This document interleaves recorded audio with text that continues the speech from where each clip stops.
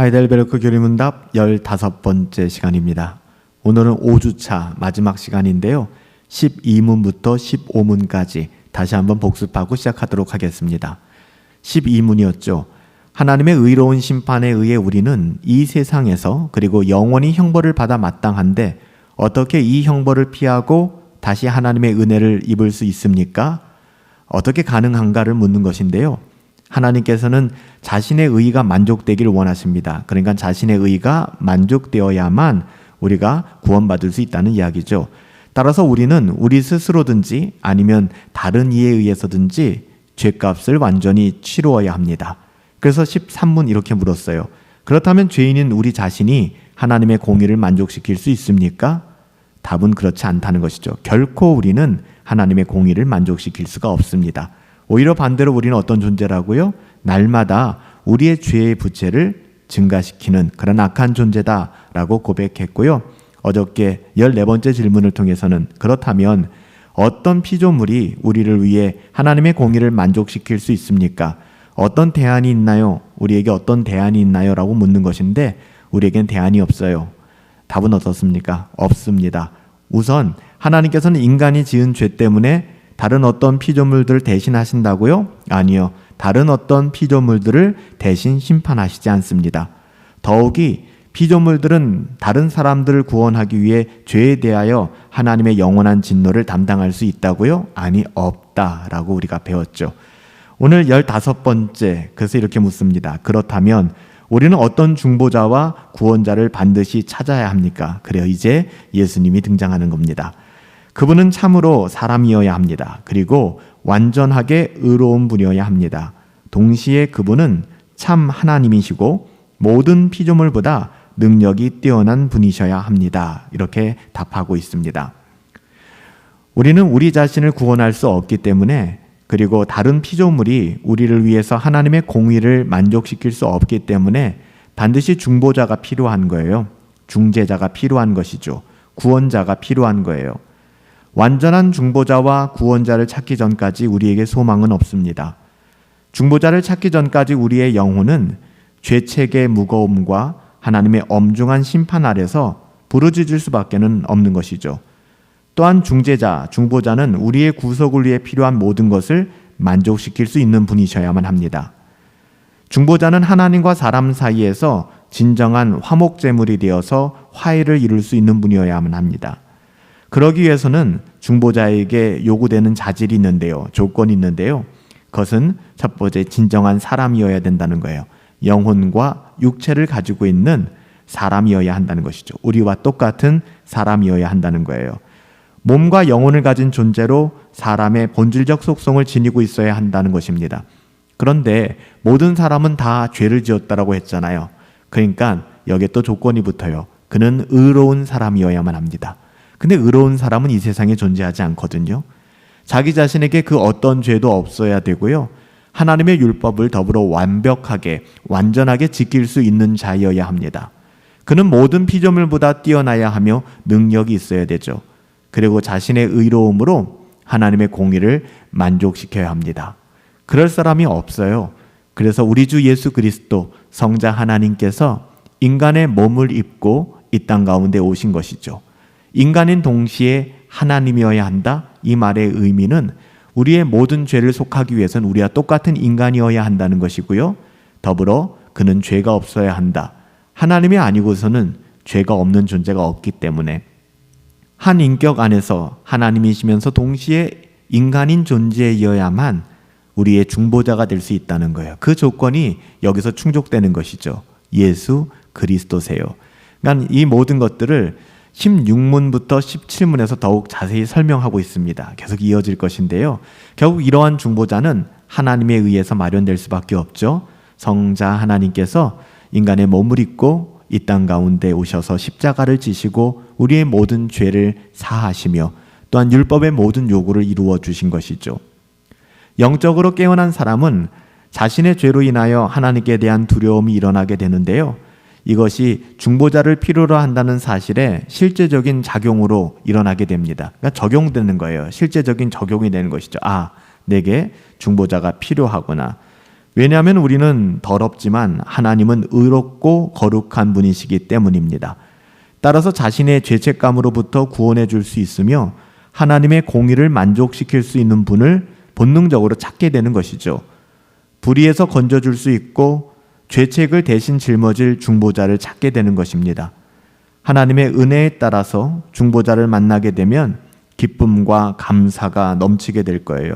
그리고 자신의 전생의 가운데 예수 그리스도, 그분을 가장 존귀한 분으로 여기며 섬기며 살아가게 되는 것이죠.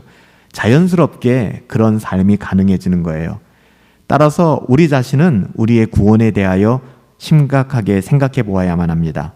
이 세상의 것에 대하여는 온갖 마음을 다 가지면서 자신의 영혼에 대해서는 별 관심을 두지 않는다면 이는 영적으로 굉장히 위험한 상태에 있는 거예요. 나 자신의 의로운 행위는 하나님의 심판을 면하게 하거나 피하게 해주지 못한다는 것을 꼭 기억하셔야만 합니다. 오직 하나님께로부터 은혜를 받아야, 우리 주 예수 그리스도로부터 우리가 구원을 받아야 하나님의 심판을 피할 수 있게 되는 거예요. 진정으로 하나님의 심판을 깨닫는 자는 용서를 얻기 위하여 울부짖게 될 것입니다. 형제들아, 우리가 어찌할꼬 그렇게 한탄하게 되는 것이죠. 그리고 하나님께서 죄인을 받아주시기 위해 그리스도를 주신 것을 믿음으로 알게 되고요. 그리스도의 고난과 순종이 죄인인 나에게 얼마나 큰 은혜가 되는지, 그것이 나에게 은총을 베풀기 위한 우리 주님의 희생이었구나라는 것을 깨닫게 됩니다. 그래서 진정으로 회개하고 믿는 자는 구원자이신 예수 그리스도를 꼭 붙잡게 되는 거예요. 진정으로 하나님의 심판대 앞에서 자신의 영혼을 돌보는 자는 애통하게 됩니다. 절대 교만할 수가 없어요. 정말로 하나님의 심판대 앞에서 자신의 영혼을 돌아보는 자는 애통할 것이며 심령이 가난해지고 온유해지며 의에 줄이게 될 것입니다. 하나님의 약속 안에서 예수 그리스도를 찾고 그분과 동행하는 삶을 살아가게 될 거예요. 예수 그리스도 안에 속했다는 사실이 사나 죽으나 자신에게 너무나도 큰 위로가 된다는 것을 믿음으로 고백하게 될 거예요. 그런데 악인은 자신들의 영혼 상태를 돌아보지 않고 때로는 스스로 아무 문제가 없다고 생각합니다. 때때로 그들은 율법의 외적인 준수를 통해 자신이 상당히 의로우며 또 구원 얻는데도 전혀 문제가 없다고 생각하기도 합니다. 참 어리석은 것이죠. 이들의 심령은 전혀 낮아지지 않아요. 자신의 어떠함을 바라고 자신의 선함을 바라보게 되는 것이죠. 자신의 죄악과 악함을 보지 못합니다. 결국 하나님께서는 이들을 심판하시게 될 겁니다. 하나님의 심판 가운데 놓이게 되는 것이죠.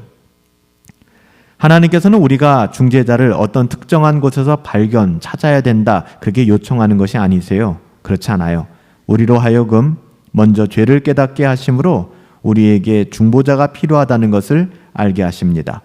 그래서 우리는 용서와 불의를 가릴 수 있는 방법을 찾게 되는 것이고요. 그리고 복음에서 제시된 그리스도의 귀중함을 깨닫고 그에게 달려나오도록 그렇게 하나님께서 우리에게 은혜를 주시는 것이죠. 그런 은혜가 저와 여러분들 가운데 함께 하잖아요. 마태복음 13장에 나오는 밭에 감추인 보화의 비유 잘 아시죠? 또 진주장사의 비유, 마태복음 13장에 나오는 동일한 마태복음 13장의 두 비유가 다 나오는데요. 이 원리가 설명되는 이유가 무엇입니까? 이 원리가 가리키고 있는 것은 무엇입니까?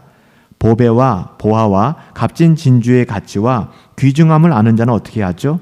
그것을 얻기 위해 자기의 모든 소유를 팔아 그것을 취하게 되지 않습니까? 즉, 값진 보화를 찾는 과정이라고 하는 것은 자신의 죄를 용서받기를 원하는 그 길을 찾는 구원의 여정인 것이죠. 이 과정은 결국 복음에 있는 그리스도의 가치와 귀중함을 깨닫게 해서 그리스도께로 달려가도록 만드는 것입니다. 우리는 우리의 구원에 대하여 날마다 상고하고 고민하며 우리가 하나님의 은혜를 바라보고 소망하며 나아가야 되는 거예요. 오늘 마지막 15번째 질문, 그렇다면 우리는 어떤 중보자와 구원자를 반드시 찾아야 합니까? 그분은 참으로 사람이어야 합니다. 사람이어야 하는 이유, 우리가 이번 한 주간 계속 살펴보았죠. 그리고 사람일 뿐만 아니라 모든 사람은 죄인이니까요. 그리고 완전하게 의로운 분이어야 합니다. 이 모든 조건을 만족시킬 수 있는 인간은 없어요. 그래서 하나님께서 개입하사 인간의 몸을 입고 이 땅 가운데 오신 것이죠. 그는 사람인 동시에 참 하나님이고 모든 피조물보다 능력이 뛰어난 분, 그분이 우리의 구원자가 되신 것입니다. 그분이 우리의 구세주가 되신 것이죠. 우리의 중보자 되신 예수 그리스도 우리가 꼭 붙들고 살아갈 수 있게 되기를 예수님의 이름으로 축복합니다. 살아계신 아버지 하나님, 우리가 이번 한 주간 우리의 구원자, 우리의 중보자가 어떤 분이어야 하는가를 배웠습니다. 우리가 계속해서 좁혀나가 발견하게 되는 분은 우리 주 예수 그리스도이십니다. 예수 그리스도의 어떠함에 대하여 우리가 더 깊이 알게 하시고 우리의 구원에 감격하며 감사하며 우리 주님 따라 주님 꼭 붙들고 살아갈 수 있도록 은혜 내리어 주시옵소서. 감사하옵고 예수님의 이름으로 기도하옵나이다. 아멘. 이번 한 주간 12문부터 15문까지 우리의 중보자 되신 예수 그리스도, 왜 그분이셔야 하는가에 대해서 우리가 배워나갔습니다. 예수님에 대하여 더 깊이 아시고 그 예수님을 따라 살아갈 수 있게 되기를 예수님의 이름으로 축복합니다.